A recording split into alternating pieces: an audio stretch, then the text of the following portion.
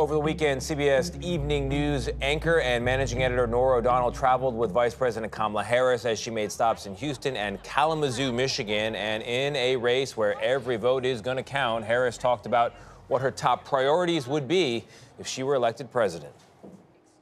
What would your first 100 days look like? What would be your top legislative priority? Well, it's going to be lowering costs and a package of legislation that is about lowering cost, again, on the issue of housing, small businesses, child tax credit, basically putting more money in the hands of American working people, but also cutting middle-class taxes. A priority in equal form is going to be what we need to do to deal with reproductive health care and reinstate the freedoms and the rights that all people should have and women should have over their own body. And then dealing with immigration, and in particular border security, and bringing back up that bipartisan bill that Donald Trump killed so we can get more resources down to the border. What do you think you'll be able to do if you have a divided Congress? So I will tell you, Nora, for most of the issues that I think concern the vast majority of Americans, they're not partisan issues. Bringing down the cost of groceries, bringing down the cost of housing, getting more support to families with children. These are not partisan issues.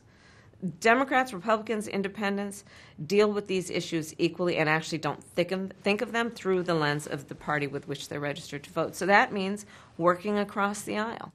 We are entering the final week. The polling has you and Donald Trump essentially tied. Do you believe those numbers? You know, listen, it's a presidential race, and it should be close. Big issues, and I am traveling the country, talking with voters, listening to voters, and I intend to earn every vote we receive. But I will tell you in all honesty, I'm seeing a lot of enthusiasm around our campaign. That enthusiasm she needs from young voters like we found at a rally in Kalamazoo, Michigan. It's our first election. Yeah, we're so excited. We were given rare behind-the-scenes access as Michelle Obama embraced the campaign trail for Kamala Harris. I hope you'll forgive me if I'm a little frustrated that some of us are choosing to ignore Donald Trump's gross incompetence while asking Kamala to dazzle us at every turn. And that's one reason the vice president is now challenging Donald Trump in a new way. Donald Trump was on Joe Rogan, and he called you, Madam Vice President, a very low IQ person and said, I think she needs to take a cognitive test. I think Kamala should have a test because there's something missing, there's something wrong with her. Would you take a cognitive test? Sure. I would challenge him to take the same one. But here's the thing. This is what he has resorted to, and I think he actually is increasingly unstable and unhinged, and has resorted to name-calling because he actually has no plan for the American people. But on the point of why Donald Trump is unfit to be president of the United States, don't take it from me. Listen to the people who know him best. His former chiefs of staff, most recently, 4-star Marine General John Kelly. Listen to 2 former secretaries of defense who worked for him. Listen to his national security advisor. Listen to his vice president, who have all, in one way or another, said he is unfit to be president again, should never be president again, and is dangerous.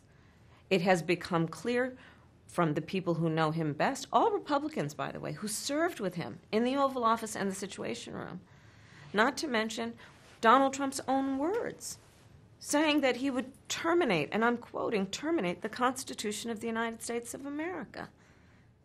Well, I want to ask you about that because after you called Donald Trump a fascist, the top Republicans in Congress have called on you to tone down your rhetoric. They say it's, quote, irresponsible anti-Trump rhetoric, and they're saying what you're doing could invite another assassination attempt against Donald Trump. How would you respond to that? Well, first of all, I condemn any political violence of any sort against anyone. But again, don't take it from me. Take it from the people who know him best. John Kelly, I again urge anyone watching this, go online and hear John Kelly in his own words. You can see more of Nora's interview and more behind-the-scenes campaign access tonight on the CBS Evening News. And you can watch CBS News election night coverage from our headquarters right here in New York, and with our teams all across the country. You're going to join us for real-time results, analysis, and exclusive polling. Coverage begins at 4 p.m. Eastern on our CBS News 24/7 streaming channel and at 7 p.m. Eastern on the CBS television network.